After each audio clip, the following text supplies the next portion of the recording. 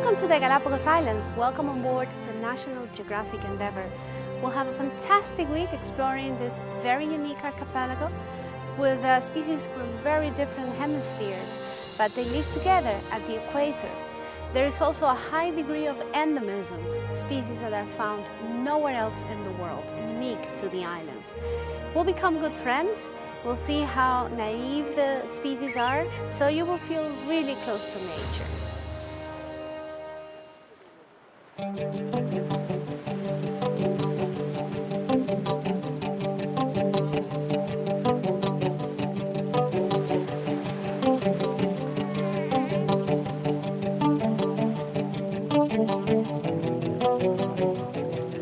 Today we are in Gardner Bay, and this is our first water activity. So we have took this beautiful location in order to practice our snorkeling.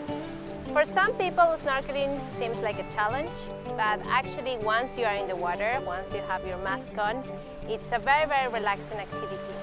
And it's a great way to discover the magic of the Galapagos Islands.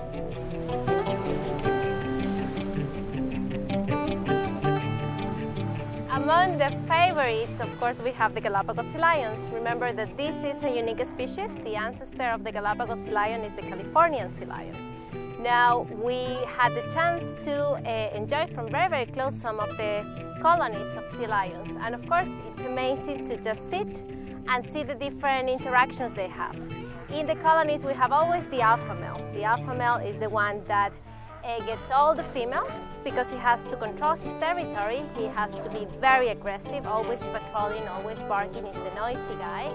And then you have the females, sometimes 10, 15, 20 females. One of the most common confusions we have is with the sea lions. Many people call them seals. And there is some very strong difference. They do look similar, and that's why we have the confusion. They belong to the same group of pinnipeds, which means palmated feet, but they belong to different families. We have the walruses, we have the sea lions, and we have the seals. What are the differences? The easiest way to tell is if you see the animal walking. You know, sea lions, they have very long frontal flippers, and that allows them to stand up. Their back flippers can go frontwise, and with this movement plus the long flippers, they can walk. They literally walk. Sometimes they run when they are on the beach. Another difference when you have a closer look is to look for the external earlobes. Seals don't have them. They have just internal ears, while sea lions, you can see they communicate on land, so they have earlobes. And then the easiest way is to know that in the Galapagos we don't have seals.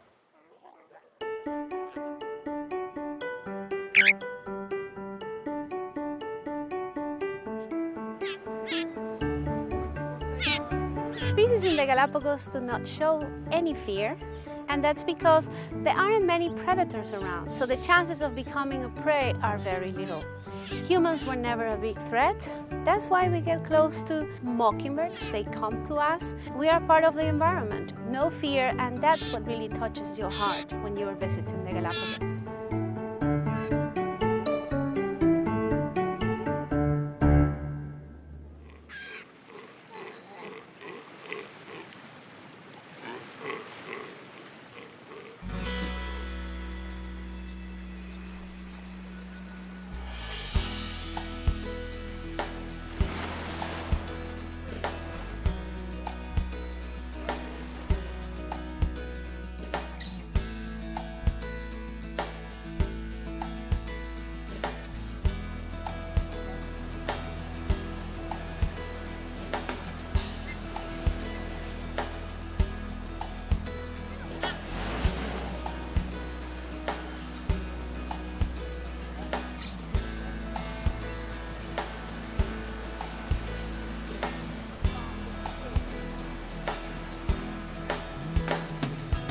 This island of Española is the oldest island of all, has been dated in approximately 4 million years of age, and even though it's a volcano, as you can see, it's very difficult to find out as a volcano, this island, because most of the islands, 70% of these islands already sunken, it's underwater. So also the rocks are very polished, and in many cases they are very angular in their shape, due to the abrasion that have suffered with the wind action. It's not a single particle of ash anymore.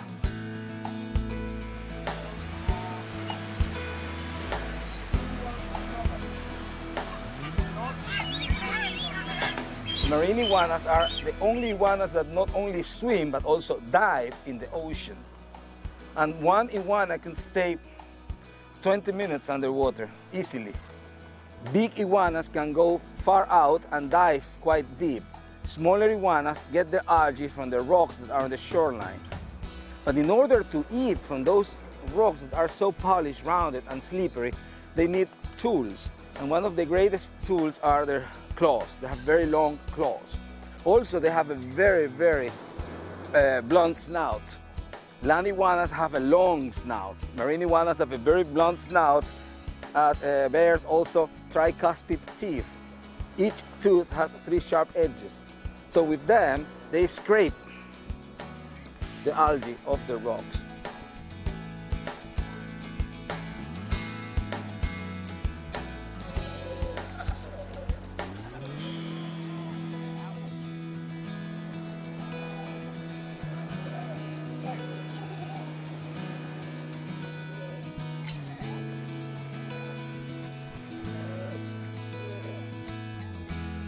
At some point in few weeks, they have to walk all the way to Albatross Port in order to start their flight for the first time. Once they fly, they will do that. They will stay in the open ocean for as long as 5 years, non-touching land at all. Fly for 5 years? For 5 years, but of course they do land in the ocean. They do, yeah, they fish and all. But it's in that period of time where they reach sexual maturity. So after 5 years, these guys that left the islands will come back in order to find a mate.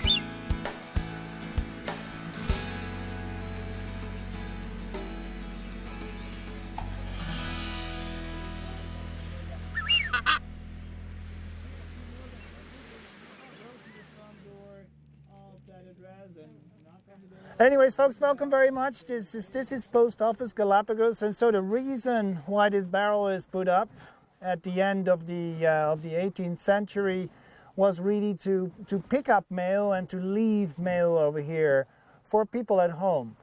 A journey to the South Seas or to the Galapagos back then took at least 2 years to get here, and then probably 2 years more before you were coming back home, if you were coming home at all. So any news was good to send back. So people would, sailors, they would place letters in this box, and other sailors that would be homebound, they would pick up these letters. And so now, of course, this became a tradition. No, this bag is the very same one that Colette left here.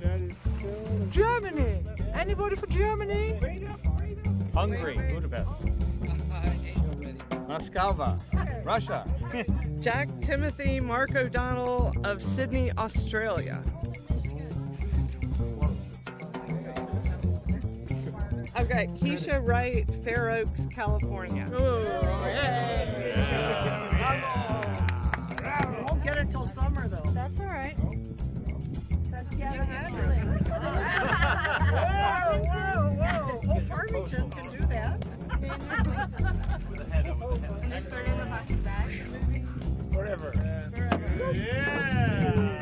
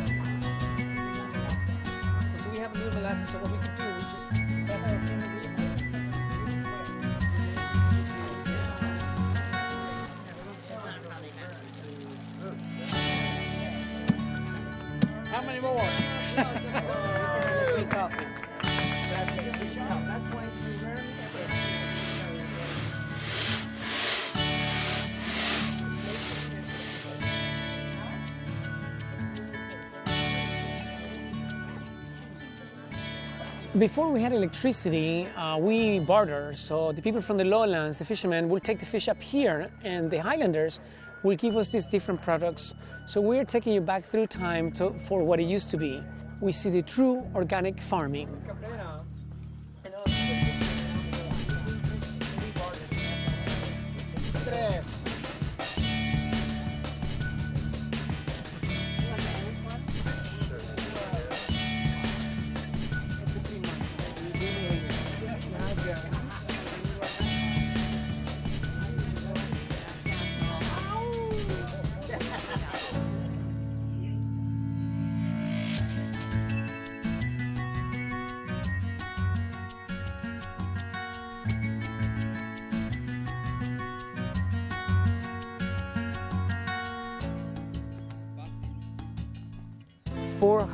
Years ago, according to the scientists that have been researching on tortoises and that follow the whole sequence of the tortoises, it was believed that there must have been as many as 1 million tortoises in the Galapagos only, which means all the islands where tortoises live. Today, we have but 28,000 tortoises, and that is including the approximately 3,000 tortoises that have been raised in captivity ever since the protection project started. From 1 million down to 28,000 is a lot of loss. That happened thanks to human intervention. People came for the first time to the Galapagos, and the first thing they did was to harvest them as food. Today, we are restoring this population. We're doing it successfully, slow pace. We still have 20 more years of this work at least. Nobody knows when we shall stop. Some say that 50,000 will be a good number, some others say that 100,000 will be a good number, but for sure, even having all the technology on this planet and other planets to work on this, we will never ever be able to put back 1 million tortoises to the islands again. The reason? That the habitat has been changed. Today, we have this wilderness we're going to explore where the tortoises roam freely, but this wilderness is different than the wilderness 100 years ago.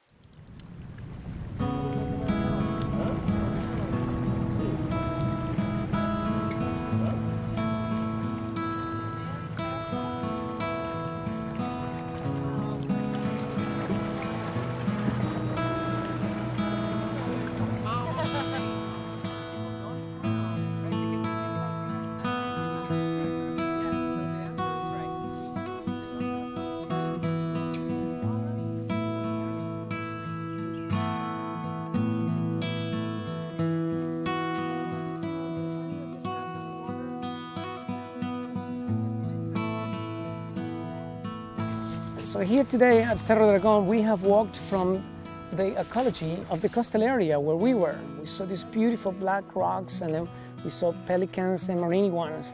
But now, immediately, we walked in a different ecology. This is a brackish water lagoon, and today we're very lucky to see greater flamingos. The question is, why don't we have more flamingos? The answer is because we don't have enough food. So this is just enough food for probably 3 to 5 flamingos. And then if we were to have 1,000, then there won't be enough food and they will outcompete each other. No one's gonna survive it. But this is the pinkest flamingos you will ever find in nature. Look at his face and everything.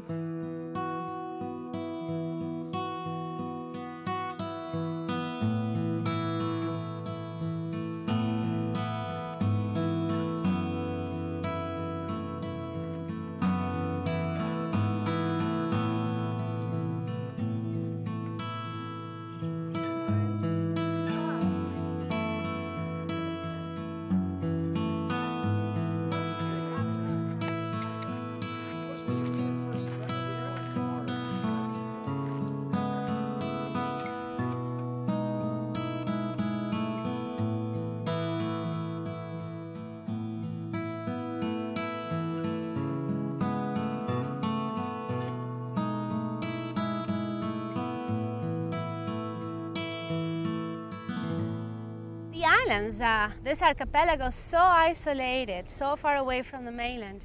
It's the result of a plate moving, Nazca plate. It's moving to the southeast at the same rate our fingernails grow. And hotspot. These hotspots are stationary areas deep within the earth. This heat melts the lithosphere, the plate is melted, so there is pressure release and magma comes to the surface to form volcanoes. So you have a volcano, but eventually it's carried away together with the plate, and eventually you have another volcano and a newer volcano. So you end up having a chain of islands in a single file, kind of in the direction of plate motion. So we have the oldest islands to the southeast, the youngest, the baby islands to the northwest. Each island is a very unique universe, unique shape and size and age.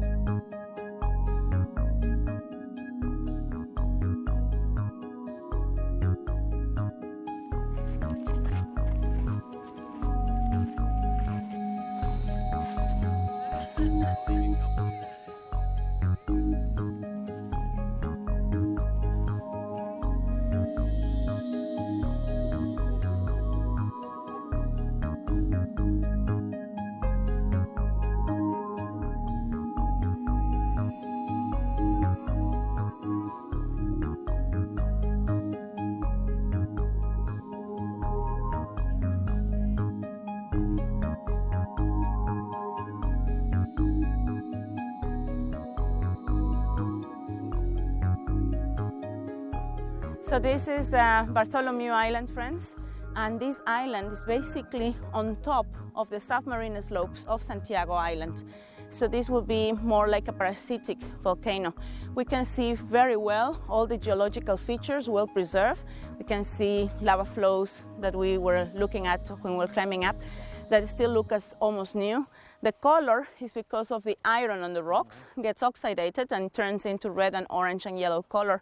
Then we also get to see, this is a view right here, which is actually the most famous view in Galapagos. Every book published on the islands have a picture of this place right here in particular. And Is your name? it's actually, we call it the Pinnacle Rock. That's in Bartholomew Island. It's the cone. You have actually two bays with the green vegetation in the middle. That green vegetation, it is not endemic actually, that is native.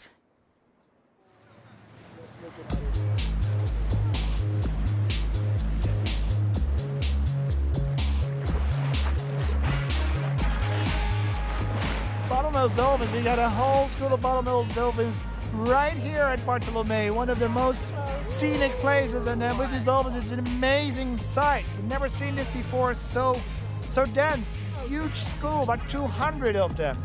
And they're just really playful and really cooperating with us.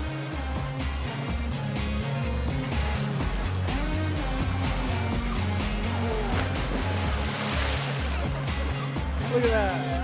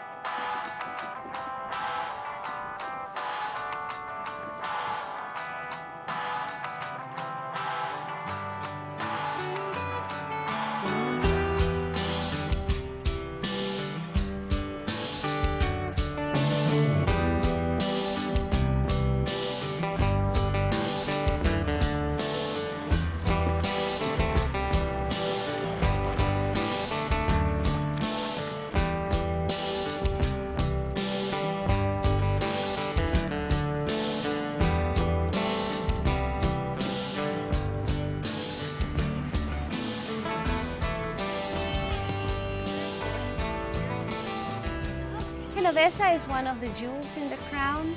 It's a privilege to go to this tiny island all the way to the northeast of the Galapagos, so rich in wildlife, especially birds. This island has more than 1 million birds, from red-footed boobies to vampire finches. Genovesa is a collapsed volcano, so the geology is pretty impressive. We are inside a caldera. We are anchored inside a big volcano. So we are happy to be back to this island that was closed for so many years, because it's also a very delicate island.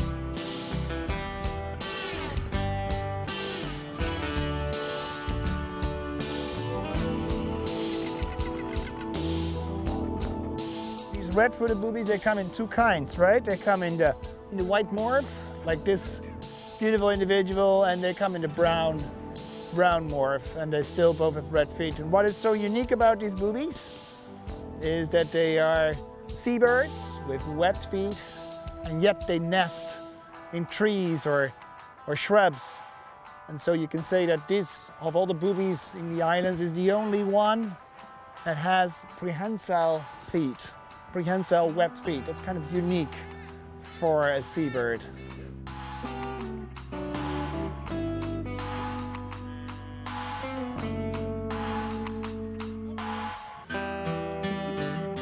Tourism is good for the islands, actually.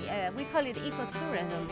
It's a way to give back to the Galapagos. We have very few visitors per year. The number of boats is very restricted. It's only about 84 boats in the Galapagos, different sizes and companies. But we only visit a little portion of the island. The rest is all primitive area, it's closed to visitors. Only scientists could get there. And well, visitors are the ones who become our ambassadors to the world. They are the ones who spread the word that it is possible to live in harmony with nature. So thanks for being here. Thanks to you, the islands are the way they are. They can be restored, and every day they are becoming better and better and better.